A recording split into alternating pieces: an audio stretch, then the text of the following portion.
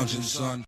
Welcome back to the Comic Lounge. My name's Ryan, and as you can see, I'm going to be talking about a Star Trek book. I bet you never thought you'd see that.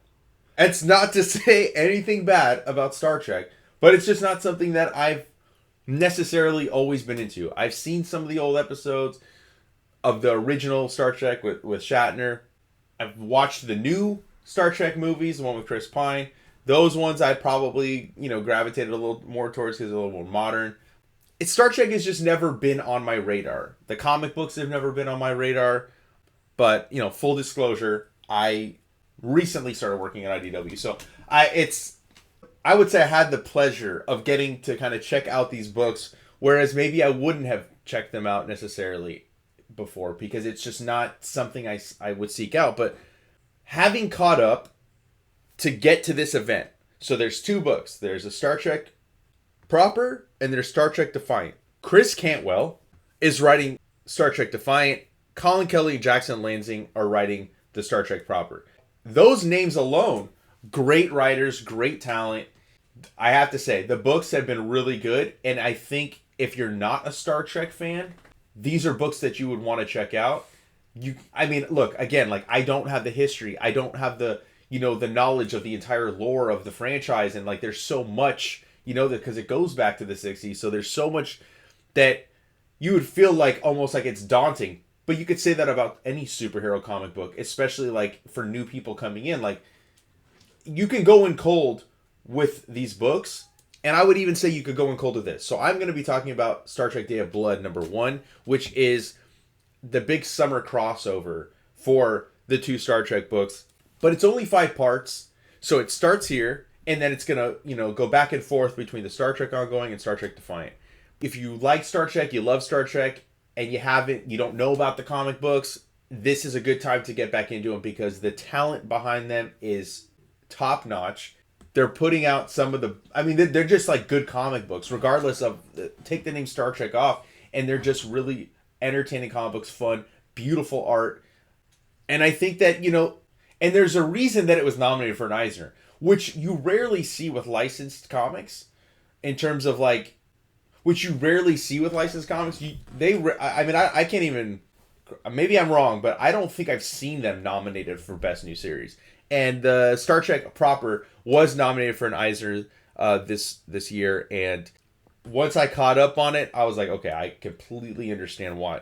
So I'm just gonna kind of flip through the book because, again, even though I'm caught up on the book, I still there's still stuff I don't necessarily know in terms of the history. This beautiful color by Malachi Ward, just phenomenal. I'll even flip real quick to the back. The variants too. Ramon Rosanas, who's the interior artist on this. We got Chris Magolio, who does the Star Trek Lower Decks book. Raza, really dope cover. And this was the one that blew me away. The Daniel Warren Johnson covers with the Klingon whose head's been cut off. I know you can't see it that good on camera. I'll throw up the image just so you guys can see because it's intense. And then Angel Unzueta, we got for the convention exclusive cover. But again, look, this is what has been leading to it. This is the Star Trek proper, and this is Star Trek Defiant. The first collection is out same day as this, so make sure you go pick it up. Again, this is a creative team: Chris Cantwell, Collin Kelly, Jackson Lansing, writers, Ramon Rosanas, the artist, Lee Lowridge, colorist, and Clayton Cowles on letters, which I'll get to it, but his lettering for when the Klingons speak, awesome. Just to kind of catch up, you got the Klingon Emperor, Callis has, reignited this quest to kill the gods, which is what, long ago they did. And he calls his cult the Red Path, and they're going across the galaxy just slaughtering. Talks, the Starfleet has sustained heavy losses. There's only 2 starships that are standing against Callis. That's the Theseus, that's run by Benjamin Sisko, who, again, I don't know a ton about him. I know he's from, I think, Next Generation. I could be wrong. I really hope I'm not wrong, but I think so. And then the USS Defiant, which is, captained by the renegade Klingon Worf. I love this. We're getting Sisko's just having this inner dialogue with himself, thinking, about how he was away from his son, called home by the prophets, and he spent months, he wasn't human. And it's only been months that he's returned to corporal existence to like chase this god-killing emperor along his mad crusade. I love these like double page spreads, in space. It's absolutely phenomenal. And so we're going to see both groups kind of meet up. This is another great one. I mean, just like the two captains going head to head here. You got Sisko's like, oh, you're out of uniform. He's like, we're both renegades today, Benjamin. I'm just honest about it. The dialogue is epic here. I love this. These are always helpful. And that's what I'm saying. Like, this is definitely a good jumping on point because you can get the whole lay of the land with the entire crew from both ships. And then this is, they're just discussing the situation, right? And like, obviously there's bad blood between Sisko and Worf. I love how we have like, from each ship, you have them talking to each other and kind of like, they both have different kind of, I don't want to say outlooks, but they both have a kind of different way about themselves, about how they approach things and talking about what Kallus is doing. And, Worf's son has been, as he says, has been seduced by Kallus's madness. And Sisko's like, look, he's a man, Worf. He has to make his own choices, but he's still my son. And like that in and of itself, it's like, man, having to fight against your own son, like being on the other side of him, that adds a whole other element to what this fight and what this war is going to be.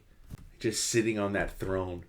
Enough backstory in here, mixed with the action, mixed with the tension that they're building is just, I'm serious. Like, I can't say it enough. I hope that people like kind of pick this up and you can go into it blind. I don't even think like I read a little bit of like the caption that the story thus far on the inside cover, but you really don't need to pick up the other stuff before you jump into this. And this alone will make you want to pick up the trade and kind of catch up on it. I love this too. This is such a striking image. And then we get the Starfleet's telling him to stand, they're coming up on the Klingons. They're telling him stand down or die. I fought with Goron, who I don't know, and Martok. Martok is actually a name that I recently read in one of Daniel Warren Johnson, who I've already mentioned. He did a bootleg with him, and I wasn't familiar with it, but I still like. Again, I was like, oh man, it kind of made me want to read Star Trek comics. So it's kind of interesting that this kind of all fell into place around the same time. And then you have this, this Klingon High Council chambers. This is Chancellor Martok. Seems we Klingons have finally learned our lesson. Never send a clone to do an emperor's job. And, there's dissent coming up with the Klingons. Rise and face the red path, Martok. Your time has come. And I do not rise for the disciples of a dish-grown maggot with delusions of grandeur. So awesome. He stands, he smacks his hand on the table. I can finally just kill you where you stand. And then Spock, who is a part of the USS Defiant, is now going to go help because they're swarmed by the Red Path's Bloodwings in orbit. So the ship that we saw earlier, and again, more, back and forth with the crews. And here they are at the embassy offices. And you see Worf and Sisko come upon this dying other Klingon, Denok, I think is how you say it. And, she's saying, like, I have failed you. And it's I who have failed you. She said, not if you avenge me and save your son. And as she takes her last breath, she's like, stop and make this day honorable. Make it a good day. Now you're going to see it. Sisko and Worf are about to, like, get down, dude. He's saying how the entire city is a war zone, the entire planet is a war zone. But then again, Klingons tend to thrive in such an environment. It seems the carnage thins as we approach the city's outer limits. Boom. Drive right over a landmine. They get thrown. Precursor to what's going to come. He says, you will live for now. Tell me we're almost there. Sisko says, and then, yes, all that remains is the darkest battle to come. And the next part will continue Star Trek Defiant 6. I love this, 5-part crossover. Not diluted with like a bunch of different one-shots. It's just simple. If you're already reading Star Trek, you're probably reading Defiant. So to jump into this, you're really just buying one extra book. I dig that when crossovers happen like that. And again, Volume 1 Godshock has the first 6 issues of the run, like I said, and it's coming out same day as this. And again, the variant covers. But yeah, that's Star Trek Day of Blood. Make sure you pick it up. You won't be disappointed. Again, it's coming at the angle of somebody who is not a huge Star Trek fan. I have become a fan of the Star Trek comics, which makes me want to go check out some of the other stuff, because I know there's a lot of the newer shows. You got the Picard show, you got the Strange New Worlds. Now I just kind of want to like jump into it and kind of go back and read some of the old comics too. But great jumping on point. Make sure you pick it up. Hit up your local comic shop. Pick up the book. And also, while you're at it, make sure you follow us on social media. Links are down below. Hit the subscribe button so you're notified every time a new vid goes up. And on that note, I'm out.